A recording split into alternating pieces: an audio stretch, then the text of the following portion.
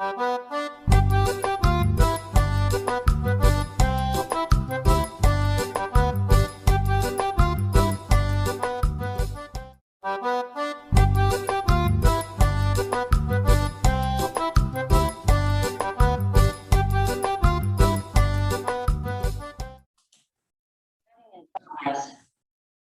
pessoal, como é que vocês estão? Espero que estejam todos bem.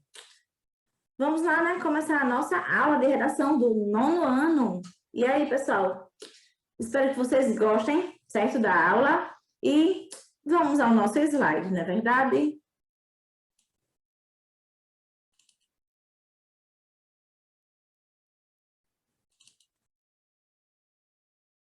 Ó, antecipou. Pronto. Hoje nós vamos falar um pouquinho sobre o gênero textual conto, certo? Me acompanhem, por favor, pessoal. Vamos lá. Oh, tá adiantando de novo. Eita. Pronto. Deixa-me colocar aqui pro cantinho, para cá para baixo. Vou ficar aqui, fazer de conta que essas pernas são minhas. Vamos lá.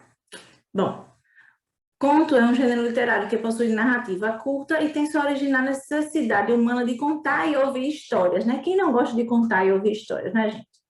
Passa por narrativas orais de povos antigos, trilhando pelos gregos e romanos, pelas lendas orientais, parábolas bíblicas, novelas medievais, até chegar a nós como é conhecido hoje. É um dos gêneros narrativos mais comuns na tradição literária brasileira. Grandes autores como Álvares de Azevedo, Machado de Assis ou Mário de Andrade são reconhecidamente excelentes contistas, né? Ótimos escritores. E se vocês um dia puderem, no caso, e quiserem também, né, fazer uma leitura dos livros deles, eu recomendo. Certo, pessoal? Vamos lá. Sua estrutura é formada por situação inicial, desenvolvimento, né, que dentro do desenvolvimento tem conflito e o clímax, e situação final. Essa divisão é parte importante para a composição do enredo. Dessa forma, na construção do conto, ocorrem os elementos da narrativa, né? São foco narrativo, personagem, espaço, tempo e verossimilhança. Vamos ao próximo slide. Bom, vou deixar aqui mesmo. Enredo e as partes que o compõem, né? Enredo é uma das partes dos elementos da narrativa. Vamos ver quais são, no caso, as partes que compõem o enredo agora. Enredo também é conhecido como trama ou intriga e tem a função de dar sequência narrativa e localizar o leitor em relação à sucessão de acontecimentos, dando ênfase à causalidade, né? As situações que compõem o enredo são situação inicial, né, que evidencia a situação que dará início à narrativa, apresentando os personagens, o tempo, o espaço e descrevendo-os, ou seja, a situação inicial é a mesma coisa que a introdução, certo, gente? Desenvolvimento. É nesse momento que surge a quebra do aspecto predominantemente descritivo e o conflito começa a ser percebido pelo leitor. Ambos dentro do desenvolvimento. Esse conflito resultará no clímax, o momento de maior tensão da narrativa. Vamos nós. Conflito. Trata-se do momento em que ocorre uma oposição entre os elementos da narrativa, resultando em uma tensão que organiza os fatos. O conflito instiga o leitor em relação à narrativa. Ou seja, dentro do desenvolvimento, tem o conflito e o clímax, né? O conflito, no caso, é onde ocorre, de certa forma, começa o texto a ficar um pouco mais tenso, né, mais emocionante. E o clímax é o auge disso, no caso, é o auge dessa, no caso, é a parte, como é que eu posso dizer, mais emocionante de verdade na história, certo? Bom, situação final ou desfecho é o momento... deixa eu ver aqui uma coisa, viu? Eu vou ler de novo o clímax, viu, gente? Clímax é quando a narrativa alcança a tensão máxima. É o ponto culminante do conflito. Trata-se também de uma técnica muito utilizada para despertar a curiosidade do leitor. E desperta mesmo. Situação final ou desfecho. É o momento de desfecho do conto, quando o conflito é resolvido, resultando na quebra ou confirmação de expectativa, a solução do conflito. Ou seja, no desfecho, né, na situação final, às vezes a gente está lendo ali uma história e, de repente... não é o final que nós estávamos esperando. Então, o nome que se dá a isso é quebra de expectativa. E quando a gente lê uma história, e no caso aquele final que nós estamos esperando realmente acontece, no caso aí a confirmação da expectativa, né, do leitor em relação ao texto lido, certo? Foco narrativo, gente, né? Foco narrativo é a posição que o narrador assume para relatar os acontecimentos. O conto pode ser narrado em primeira pessoa ou terceira pessoa. Bom, agora nós estamos começando a falar dos elementos da narrativa, né? O foco narrativo é um deles. Bom, quando a gente diz o conto é narrado em primeira pessoa, então o que é que acontece? O conto narrado em terceira pessoa, o que é que acontece? Vamos ver agora. Narrador em primeira pessoa, trata-se do narrador personagem. Com esse foco narrativo, o conto ganha mais subjetividade, pois o narrador está emocionalmente envolvido na narrativa. Claro que ele está emocionalmente envolvido na narrativa, afinal de contas, ele participa dela, né? E a partir do momento que ele participa dela, que ele se torna um personagem, ele vai, é claro, narrar em primeira pessoa, né? Narrador em terceira pessoa, o narrador não participa ativamente dos acontecimentos. Com isso, a narrativa ganha mais objetividade. Nesse foco narrativo, o narrador pode ser onisciente ou observador, que é o que nós vamos ver agora, a definição de cada um deles, né? Narrador onisciente é o narrador que conhece profundamente a história e relata, inclusive, os pensamentos dos personagens. Gente, ele funciona mais ou menos assim, como se fosse um deus, um bruxozinho, alguma coisa assim, que ele sabe todas as coisas que tem na história, ele sabe inclusive os pensamentos dos personagens, o que vai acontecer, o que pode acontecer ou não, certo? É diferente do narrador observador, que ele, no caso, não está a par de toda a história e relata apenas os fatos que vão acontecendo, ou seja, ele narra aquilo somente que ele está ali observando, né? Esse narrador não faz antecipações nem intervenções no relato da história, como faz o narrador onisciente, certo, gente? Então, o narrador onisciente, né? Ele simplesmente, ele sabe até dos pensamentos dos personagens e interfere um pouco na história, o que não acontece com o narrador observador, que narra somente a partir da sua observação, certo? Esses dois narradores, narrador onisciente e narrador observador, são os dois de terceira pessoa, narrador personagem, narrador em primeira pessoa, certo? Espero ter ficado entendido. Vamos lá para os personagens, né? Esse elemento corresponde aos seres que executam e sofrem ações durante o enredo das narrativas, quer dizer. Nesse sentido, podem ser personagens, tanto seres humanos quanto outros seres viventes, tais quais animais, plantas ou até objetos humanizados, não é isso, gente? Objetos humanizados, no caso, de certa forma, eles estão passando pela personificação.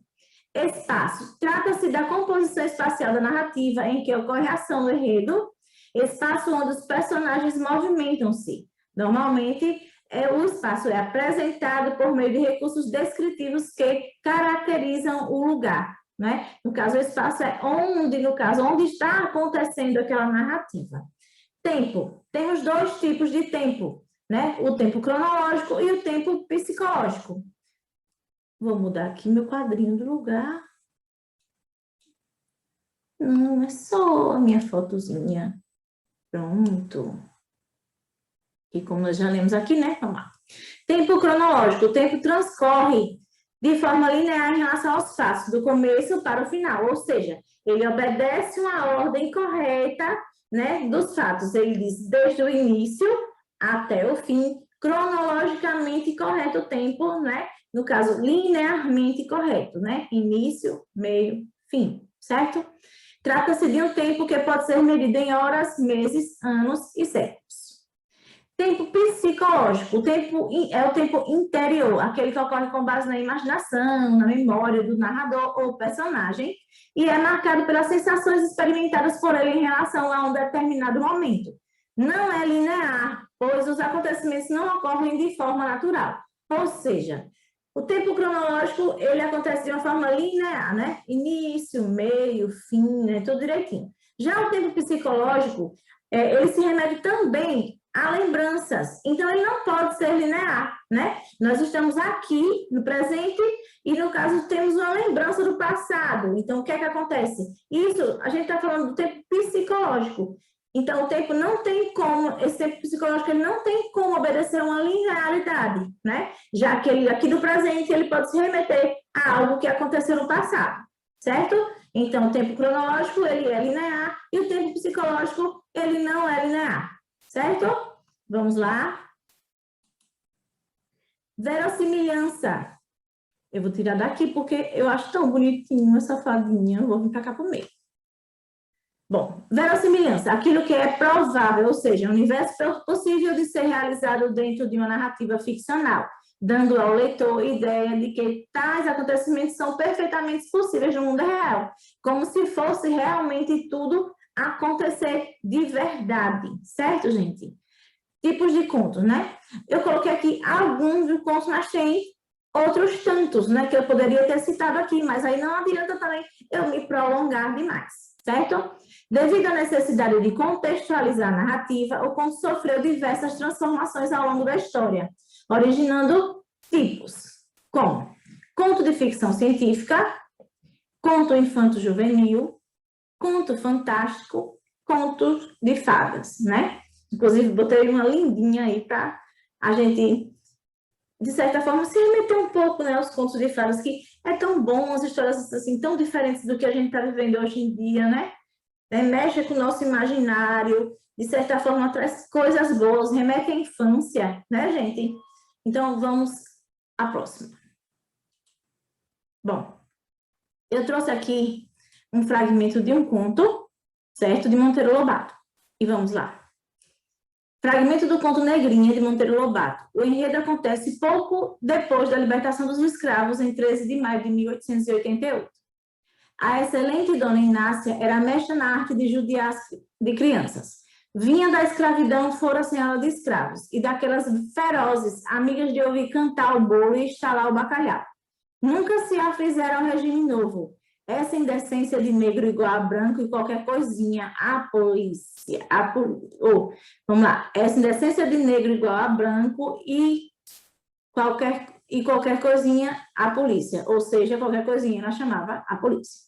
Qualquer coisinha, uma mucama amassada ao forno, porque se engraçou dela o senhor, uma novena do rei, porque disse, como é ruim assim há. Bom, aí no caso tem, o 13 de maio tirou-lhe das mãos o azarou. Meu Deus do céu, deu um nó aqui. O 13 de maio tirou-lhe das mãos o meu Deus do céu. Gente, pense, a língua grudou aqui, vamos lá. O 13 de maio tirou-lhe das mãos o azoragui. Acho que é isso. Mas não lhe tirou da alma a gana. Conservava a negrinha em casa como remédio para os frenesis. Pense, a escravidão tinha acabado, mas ela conservava uma escrava em casa para na hora que ela estivesse com raiva de alguma coisa, ela ia judiar a escrava. Boa coisa essa sim, não é, né, gente? Eita, dona Inácia, vamos lá. Bom, gente, aqui estão, no caso, as atividades que nós vamos ver a partir de agora no livro, certo? Abram na página... Não, gente. Não levem em conta esse slide, não, certo? Vamos lá. Deixa eu ver se eu já posso fazer a alteração aqui. Só um instante, galera. Vamos lá. Vou fazer a alteração, certo? Prática de leitura, conto. Não vou deixar conto, né? Conto. Páginas 15, 16, 15, 16 e 17. 15, 16 e 17, linguagem do texto 19 e 20. Linguagem do texto 19 e 20. Agora sim, essa é a atividade que nós vamos, no caso, ver a partir de agora, certo? Prática de leitura, conto, página 15, 16 e 17, e depois linguagem do texto, 19 e 20. Vamos lá, pessoal? Me acompanhem, por favor.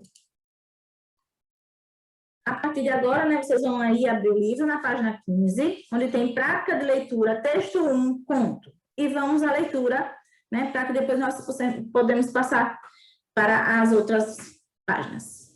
O texto a seguir foi escrito pelo autor português Manuel da Fonseca. Percorra-o lendo apenas as palavras e expressões destacadas em vermelho e responda, em sua opinião, de que assunto ele trata. Leia o texto integralmente e verifique as suas hipóteses. Bom, primeiro, né? Primeiro a gente vai ler somente a parte vermelha. Depois a gente vai pegar, voltar e ler as outras partes, certo? É assim que a gente tem que fazer agora. Então, vamos. Vagabundo, remendos, esburacada camisola. As calças deixavam à mostra as canelas. Remendos, fomes, sofrer. Bom. Rosto, curtido. Bom, só foram essas as palavras vermelhas. Agora, nós vamos pegar e vamos ler todo o texto e ver qual é o assunto do que ele trata. Vamos lá? O vagabundo na esplanada. A surpresa de mistura com o indefinido receio e imediato desejo de mais acautelada perspectiva de observação levava os transeuntes a afastarem-se de esguela para os lados do passeio. Pela clareira que se abria, o vagabundo de mãos nos bolsos das calças vinha despreocupadamente a avenida abaixo. Cerca de 50 anos, atarracado, magro, tudo nele era limpo, mas velho e cheio de remendos. Sobre a esburacada camisola interior, o casaco poído nos cotovelos e demasiado grande caía-lhe nos ombros em largas pregas, que ondulavam atrás das costas ao ritmo lento da passada. Desfiadas nos joelhos, muito curtas, as calças deixavam à mostra as canelas, nuas, finas de osso e nervo, saídas como duas ripas dos sapatos cambados. Caído para a nuca, copa achatada, aba às ondas, o chapéu semelhava uma auréola alvacenta.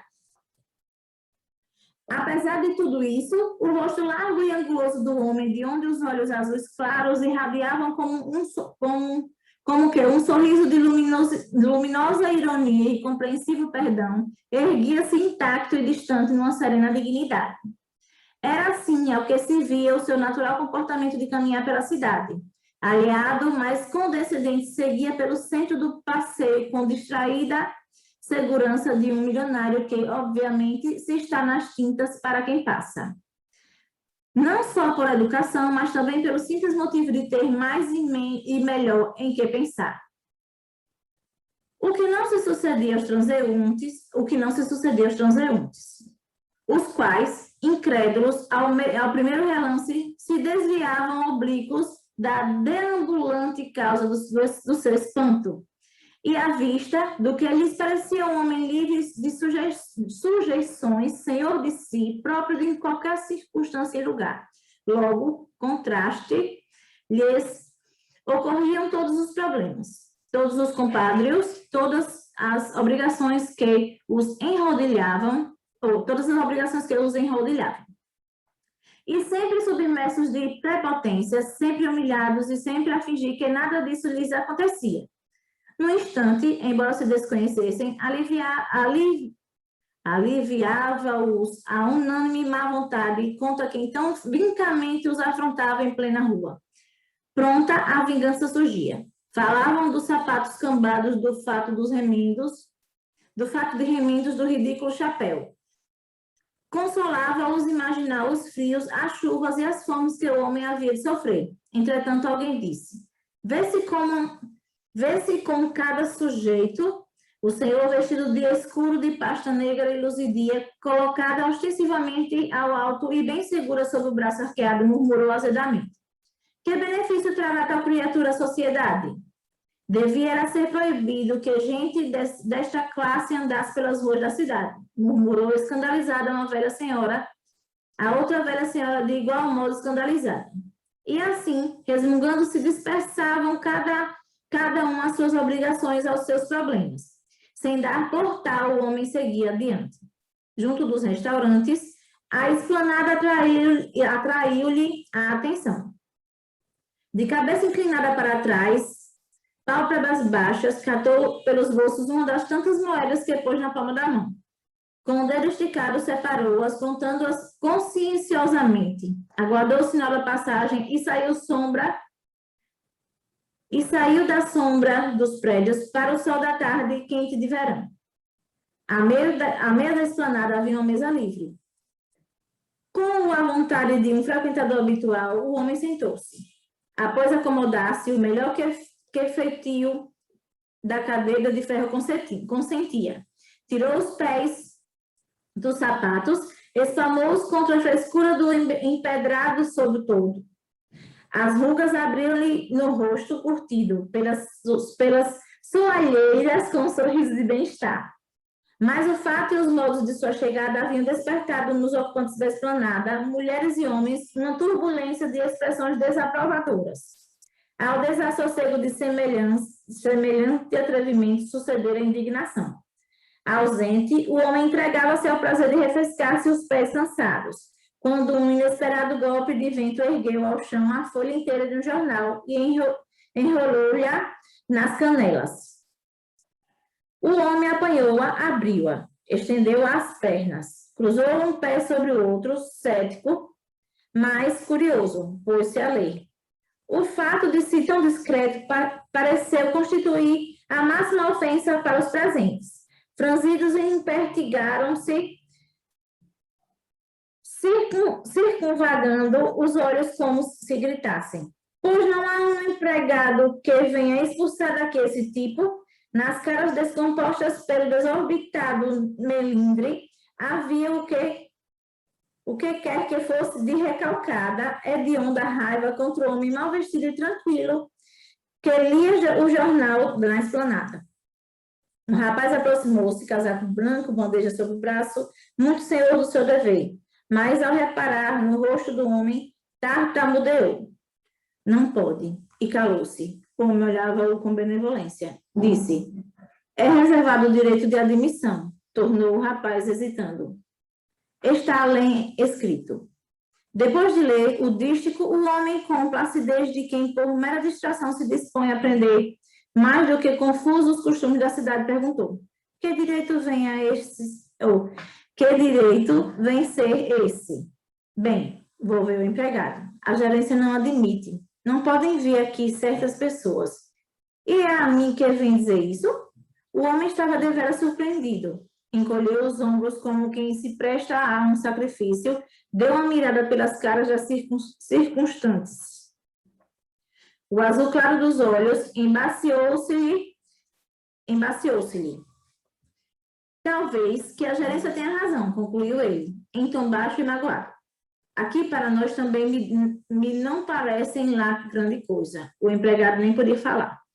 Conciliador, já a preparar-se para continuar a leitura do jornal, o homem colocou as moedas sobre a mesa e pediu delicadamente. Diga à gerência que os deixe ficar. Por mim, não me importo. Bom, viu a linguagem do texto, né, gente? Então, aqui tem um glossário, certo? E é importante que tudo aquilo que não foi entendido durante o texto, vocês vejam não só no glossário, que pode ser que tenha uma outra palavra que você também não entendeu e possa o quê? Ir lá no dicionário, certo? Isso daí só vai enriquecer seu vocabulário. Bom, como dentro dessa leitura apareceu essas palavrinhas, eu vou ler o glossário também, certo? Vamos lá.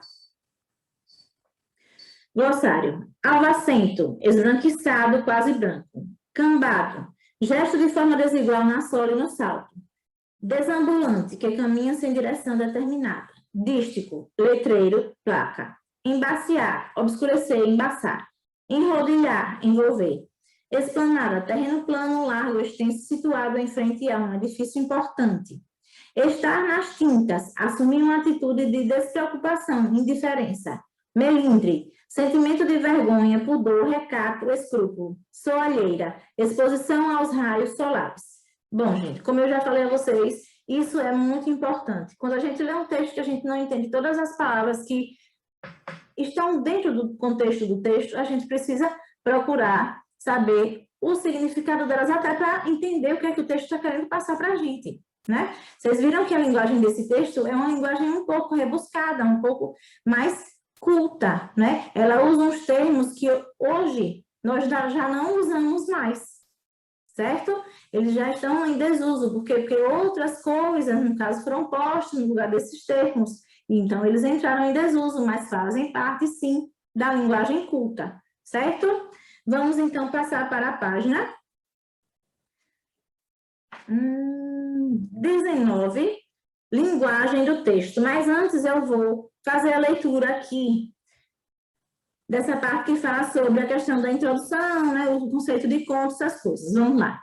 As narrativas transmitidas pela tradição oral deram origem a algumas histórias que conhecemos hoje. Atualmente, os contistas registram as histórias que criam por meio da escrita e, em geral, seguem uma estrutura já definida que caracteriza o gênero conto. O conto é uma forma narrativa breve, cuja matéria é a ficção. Representa um episódio da vida dos personagens como uma amostragem ou flagrante. Na maioria das vezes, o enredo de um conto se organiza em torno de um conflito, ou seja, uma oposição entre os elementos da história que cria no leitor ou ouvinte uma expectativa em relação aos fatos. A estrutura narrativa do conto apresenta os mesmos momentos da maior parte das narrativas: introdução, fatos iniciais, complicação, desenvolvimento, clímax, momento de maior tensão, dentro do desenvolvimento também, viu, gente? E desfecho, solução do conflito ou revelação de um fato. Bom, agora nós vamos para a linguagem do texto, certo? Prestem bastante atenção. Vamos lá. Releia a descrição do personagem. Cerca de 50 anos, atarracado, magro, tudo nele era limpo, mais velho e cheio de remendos. Sobre a esburacada camisola interior, o casaco puído nos cotovelos e demasiado grande caía-lhe nos ombros em largas pregas que ondulavam atrás das costas ao ritmo lento da passada. Desfiadas nos joelhos, muito curtas, as calças deixavam à mostra as canelas nuas e finas de osso e nervo, saídas em duas ripas dos sapatos cambados, caído para a nuca, copa achatada, aba às ondas. O chapéu semelhava uma auréola alvacenta. Apesar de tudo isso, o rosto largo e anguloso do homem, de onde os olhos azuis claros irradiavam com um sorriso de luminosa ironia e compreensivo perdão. Erguia-se intacto, distante, numa serena dignidade. Eita! Vamos lá. Primeiro, letra A. Pesquisa as palavras desconhecidas no texto e anote seu significado. Bom, essas aqui, né, já não fazem parte do glossário. Então, vocês vão pegar o dicionário e vão anotar o significado de cada uma delas no caderno de vocês, ok? Vamos lá. O trecho que você releu é predominantemente narrativo, descritivo ou argumentativo. E aí, gente? Ele narra uma história, simplesmente, ele descreve uma situação ou ele mostra o ponto de vista dele em relação a algum assunto. Aí você vai ver se ele faz apenas uma narrativa, né? Se ele apenas narra uma história, aí vocês vão colocar narrativo. Se ele, por acaso, ele descreve uma situação ou ele descreve alguém, vocês vão colocar descritivo. E se por acaso ele colocar argumentativo, então, ou se ele, no caso, mostrar o ponto de vista dele, né, favorável ou ao contrário em relação a alguma situação, aí vocês vão botar argumentativo, certo? A que classe gramatical pertencem as palavras destacadas? E aí, gente, são substantivos, adjetivos, advérbios, essas palavras que estão destacadas aqui em negrito, qual é a classe gramatical a que elas pertencem? Pelas vestes que usa, por sua aparência, o vagabundo passa uma imagem negativa para as pessoas que o veem. O conto afirma ou contradiz essa imagem que as pessoas fazem dele. E aí, gente, de acordo com a narrativa do conto, né, essa imagem negativa dele é confirmada ou não pelo conto. Certo? É isso que vocês vão colocar aí. Transcreva as expressões ou frases do texto que constroem uma imagem de dignidade e superioridade do vagabundo. Vocês vão pegar no texto palavras que remetam à dignidade e superioridade do vagabundo e vão colocar no caderno de vocês, certo? Nos jogos ou nos contos, o jogo de oposição de ideias e imagens pode construir significados originais. Veja o caso do vagabundo desse conto. Apresenta-se miserável, mas também digno, superior às condições que manifestam sua miséria. Assim, pela descrição dos aspectos físicos e psicológicos do personagem, o conto constrói um jogo de opostos, fundamental para o sentido da história. O texto foi escrito por um autor português e traz palavras e construções que causam certo estranhamento por serem grafadas de modo diferente ou até mesmo por não serem habituais na língua portuguesa falada no Brasil. Transcreva alguma dessas palavras ou expressões.